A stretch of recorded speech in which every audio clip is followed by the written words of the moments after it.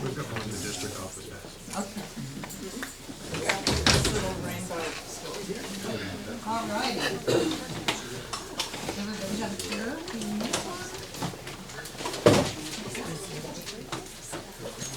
All right, well, welcome everyone. I'd like to call our meeting to order.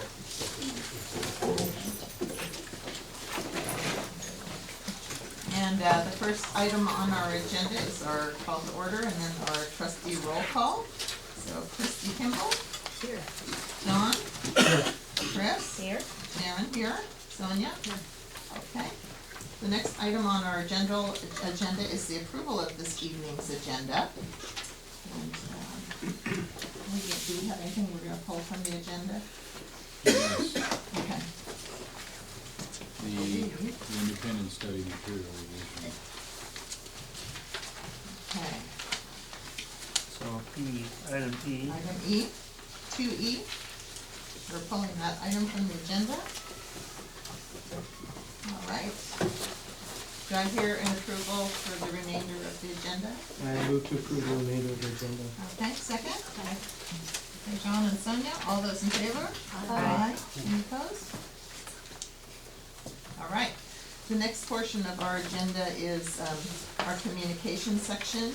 And this is, for those of you who haven't been to a meeting previously, these are our meeting norms and our meeting guidelines for running our meetings. And it includes not only the board members but the audience. That we'd like to have everyone adhere to these meeting norms if possible so that we can get our business done. So if anyone needs a copy of those meeting norms or guidelines, I'm happy to see if we can get a couple of copies to pass around. All right. The next item on our agenda is oral communications, and this is a portion of the meeting where the public has an opportunity to speak to an item not on the agenda. And I'd just like to remind everyone that although you're given this opportunity to speak to the board on an item not on the agenda, we can't discuss items that aren't on the agenda, and we can't take any action on items that aren't on the agenda. And we prefer that people, if you have a comment to make regarding something that's on the agenda, we prefer that you make it during that portion of the meeting. So can I see the hands of people who would like to speak during this portion of the meeting? Just 2? 3? That's it? Start everything? I'm Jim, If Jim you Collier. Yeah, I was going to say, if you could introduce yourself, that would be great. I'm Jim Collier. I just want to let everyone know that I've got a video camera set up. I want to try to capture everything, but that's kind of an old crappy camera with a narrow viewpoint. So I'll try and follow along back and forth. I'll post all the raw, unedited, uncommented video on YouTube that anyone can see. Download, do whatever they want with. I just created a channel today, so I think you can find it at Board Guide, like B-O-A-R-D. Even I'm not part of the board, by the way. This is not authorized by the board. I'm doing this on my own. And if that doesn't work, you might try searching for Ross Valley 2525. So anyway, you might, and I'll try to get them up tonight. There's this camera, so, and Brian put that camera. So that's a wide angle camera. In the future, I want to try to record all of them, or I probably won't be able to make them all, so at least recruit people, and hopefully get like a better kind of 360 type setup that, it's not, you don't feel like the camera's pointing right in your face, or a little more unobtrusive and inclusive to everybody. So that's and any questions about that, by the way? You're welcome to talk to me afterwards. Okay. Thank you. Thanks. Are you pointing at me? Yes. Okay. Yeah, Good evening. I have a speech. Will take about 3 minutes. Sorry, your name? I'm sorry. I am Heather Bennett, and my kids attend Manor School. Your Prop 39 demands have driven a stake right through the heart of this community.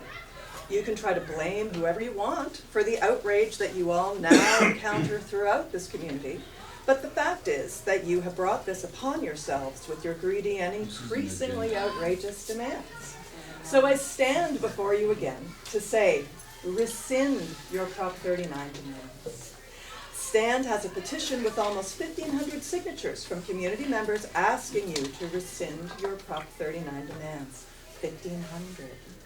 We want this building back for our 6th grade students. It's also well past time for you to give up your fantasy of Red Hill.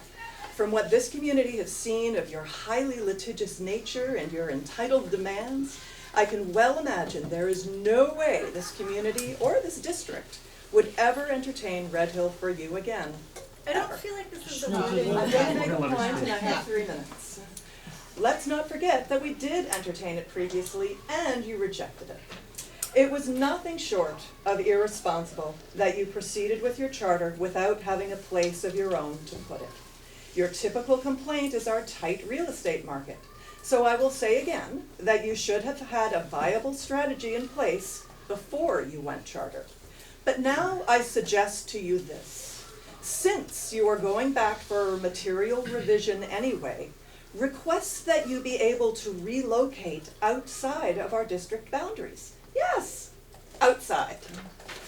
Now let me be very, very clear. I'm suggesting this not so that you can Proposition 39 any other district. I'm suggesting this so that you may broaden your search area to find a facility of your own. Let me say that again. This is not a suggestion to Prop 39 any other district, because no doubt you will be fought on your outrageous Prop 39 demands anywhere you go. And in fact, I'll be very happy to volunteer personally to lead the charge. However, if you can find your own facilities, you will at least begin to repair some of the damage you have done to this community and to our innocent students. This community has been putting up with your self-selection, segregation, discrimination, and your inflated sense of entitlement for well over 20 years now. This final move of yours to be charter is to be an active part of the right-wing move towards the privatization and destruction of our public education system and our public commons. Alongside of the Koch brothers, Schwab, and Trump, this divisiveness and the damage you have done to this community and to our excellent, truly public schools is very real. But if you rescind your Prop 39 demands and you find your own space to rent from willing landlords, then maybe, just maybe, we can start to try to find a road to some sort of peace. The opposition you face isn't going away. In fact, the community continues to stand. In fact, we are standing stronger and stronger for our truly inclusive, truly public schools. So I say, don't just put the Bernie bumper sticker on your cargo bike.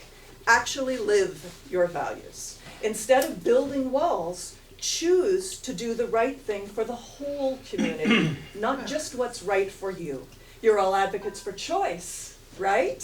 So choose to remove this gun from the foreheads of your neighbors. Choose to stop hurting our children. Choose to give this school back to the middle school students who need it. Choose to rescind Prop 39. Choose peace. Thank you. All right. Could you introduce yourself, please? Hi, Matt Brassler, Agatha Court. I had a dream about this meeting. I'm excited. I'm not anxious to be on camera. You'll kill anything you're looking forward to. But I am excited for the meeting tonight, mostly because there's items on the agenda that we've been talking about for the last 3 or 4 months, and we can now talk about them. So I'm hopeful that we'll have some transparency and thorough answers. That is what I'm here, what I've been here all along for. Question, if we can get a quick update on how the lottery went last night, vis-a-vis the conversation we had last month around setting aside spots for staff and founders' children, and how that plays in a role with the material revision that's on the that is on the agenda tonight. So you can combine those two, because I believe the conversation last month was we had to have a material revision to do so. Secondly, a specific public thank you to Commissioner Kimball. It's a surprise over there, but it's in every public meeting that I attend, I always suggest full transparency, listening, and perspective from all parties and lots of different perspectives. And don't take this the wrong way, but for the first time last month, I felt absolutely listened to full transparency and appreciate your perspective that you did last month. And for those of you that weren't there, it was pretty benign, but there was some discussion around numbers of students in classes and the averages and how other schools dealt with classes. And rather than, this is how we see it, this is how charter sees it, this is how district sees it, we looked at all the numbers, they were facts, and we kind of went through this is how side A sees it, this is how side B sees it. And I wouldn't go so far as to say there was an agreement, but this is perspective, two sets of facts and seen differently. I just want to thank you for that. I appreciate that. Thank you.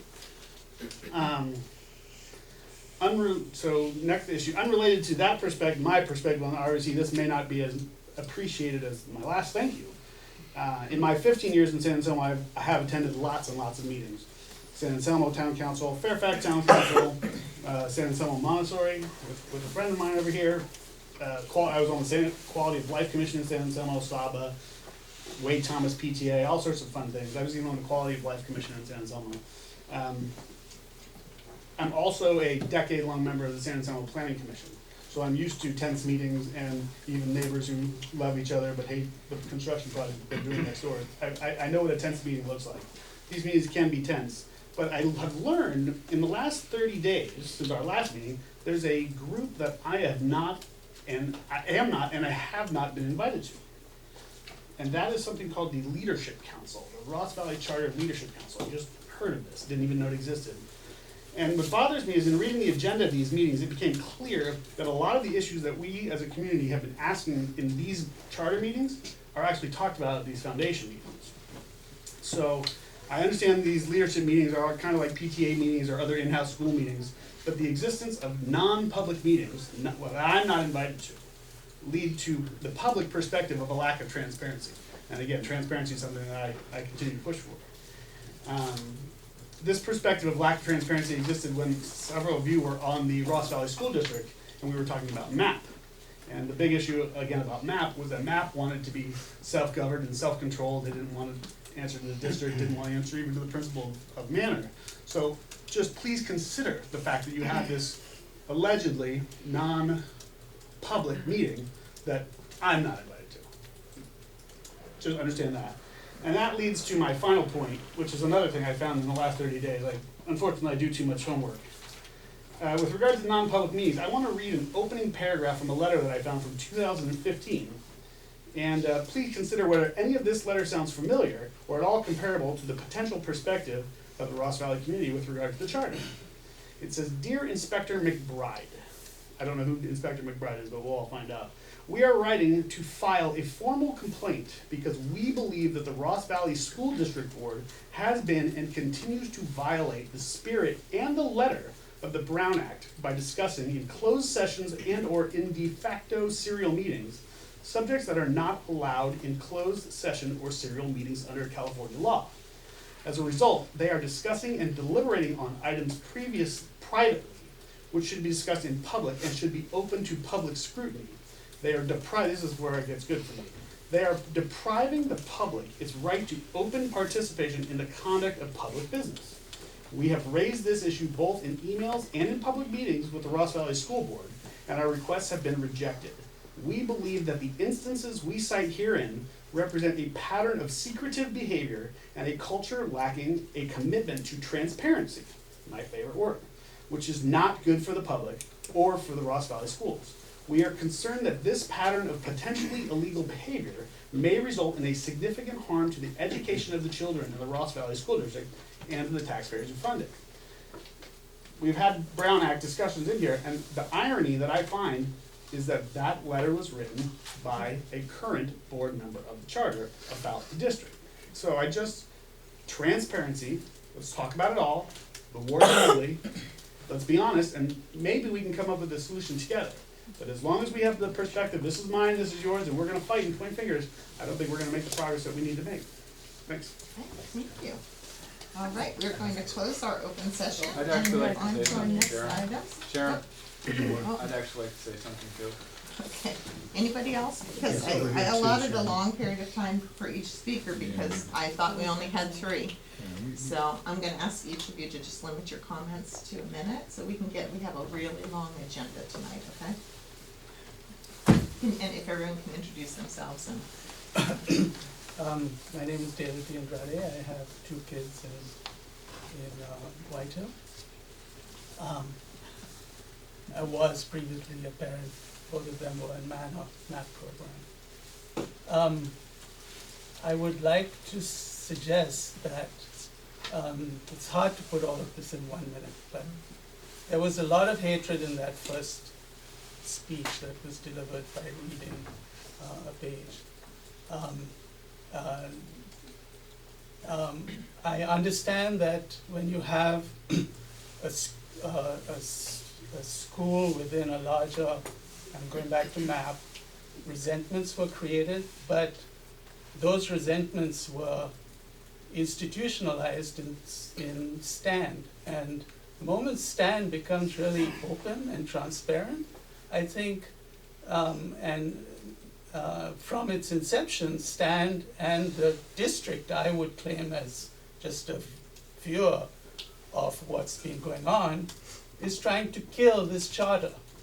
So when there's a claim that we want transparency, that's really not to support the charter, it's to kill the charter, which has been a goal of STAND, and I would suggest the district, since its inception. I'm saying this primarily because there are cameras and so we can get something balanced on tape.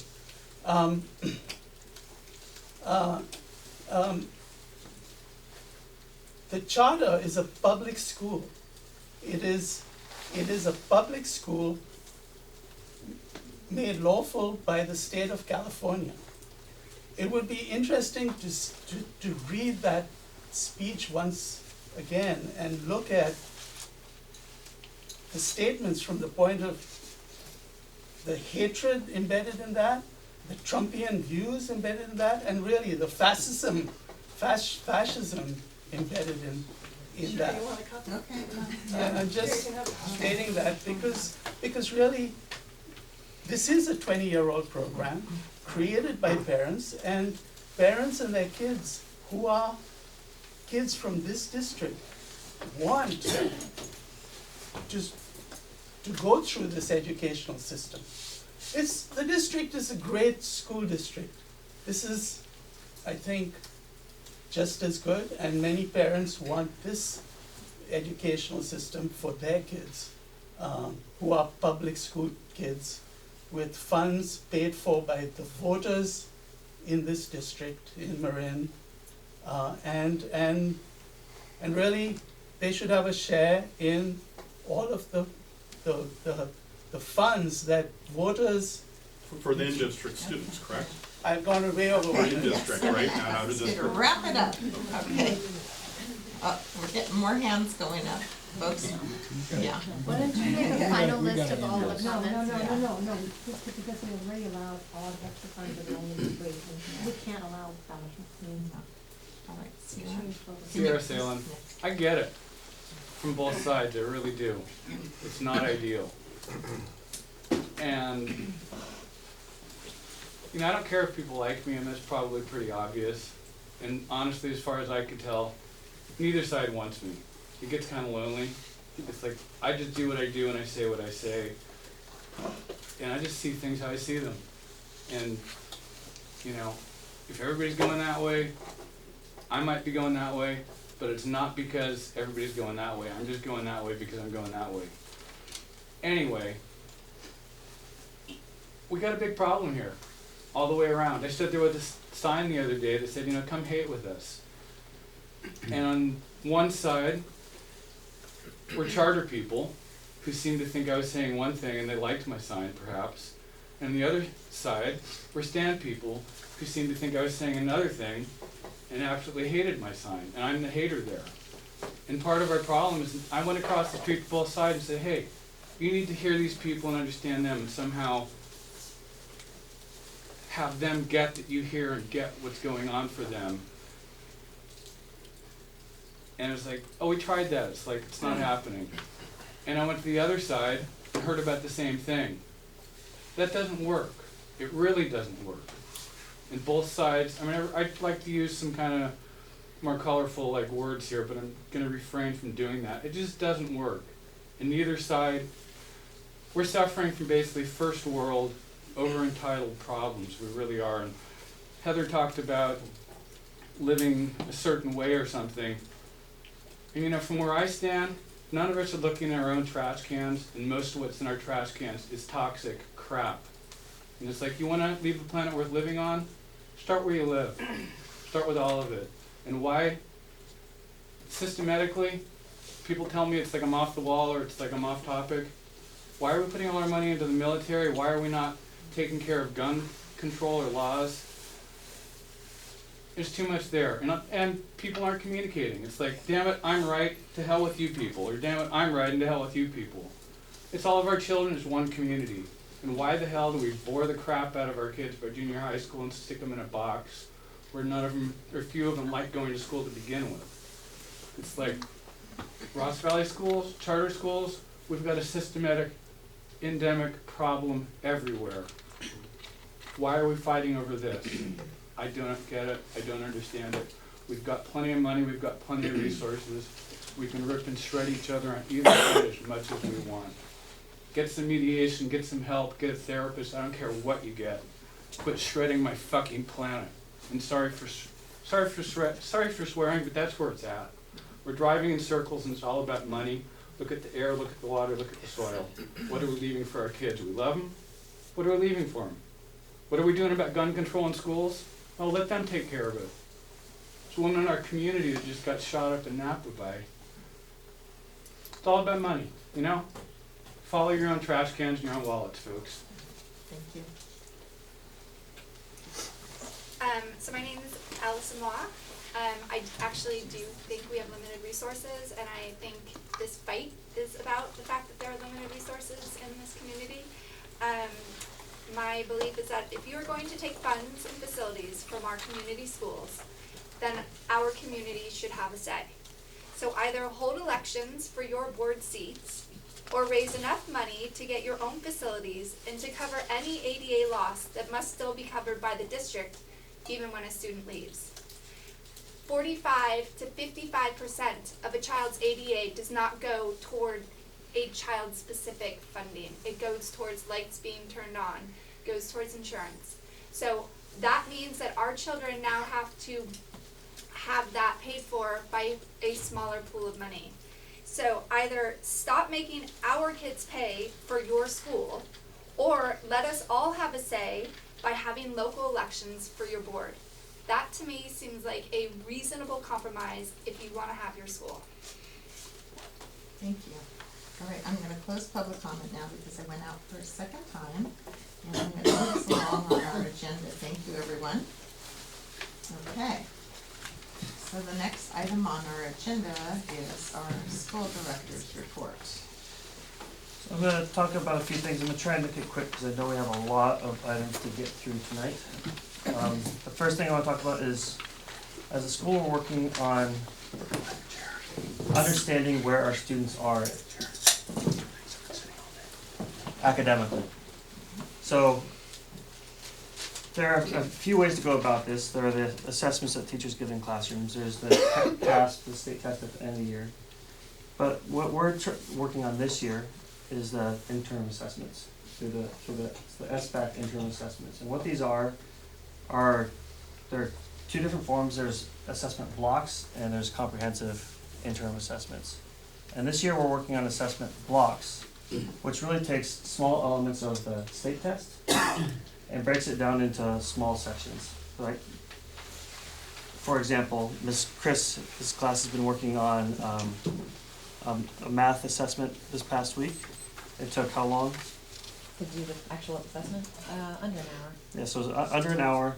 It focuses on one subject, and it kicks back information to us that we can then use to see where kids are and what we need to do to get them where they need to be. What we're finding is that the interim assessments, they're basically segments of the test that we give at the end of the year. So if you're doing a 4th grade interim assessment for math, you're looking at, those are questions that we want kids to answer at the end of the year. But if we give it in October, a lot of our kids may not do well on that assessment block. But at the same time, it gives Miss Chris and the other teachers a sense of what the test is gonna be like. The kids get the opportunity to take the test for a short period of time, and that information is potentially valuable. We have been having some issues with the system itself and getting the data back. But I'm gonna be working with the teachers a little bit tomorrow on analyzing and assessing some of that data. We are also looking at potentially adopting another program that's not really through the SBAC system, but it's called NWEA MAP. It's a system that's been around longer than the state testing. Potentially will give us more information about specific kids and more actionable data in a short period of time.